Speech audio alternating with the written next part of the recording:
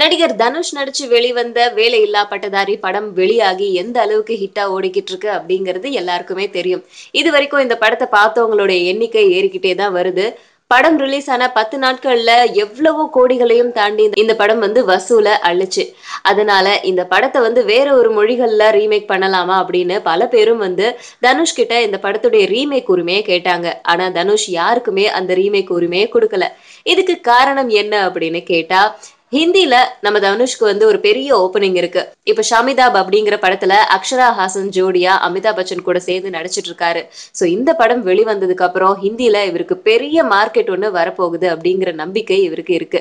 அதனால இந்த படத்தை நடிச்சு முடிச்சதுக்கு அப்புறம் இந்த வேலையில்லா பட்டதாரி படத்தை ஹிந்தில அவரே நடிக்கிறதா முடிவு பண்ணி அதுலயும் வேல்ராஜையே இயக்க வைக்கலாம் அப்படின்னு முடிவு பண்ணியிருக்காரு. சோ தமிழ்ல நடிச்ச சரண்யா, சமுத்திரகனி, அமலாபால் இவங்க செட்டே அந்த படத்துல நடிக்குமா, இல்ல ஹிந்தி அட்மாஸ்பியர்ல அந்த படம் அமையுமா அப்படிங்கிறது கூடிய விரைவில் தெரியும். அதுவும் ஷாமிதா படம் ரிலீஸ் ஆனதுக்கு அப்புறம் தான் தெரியும்.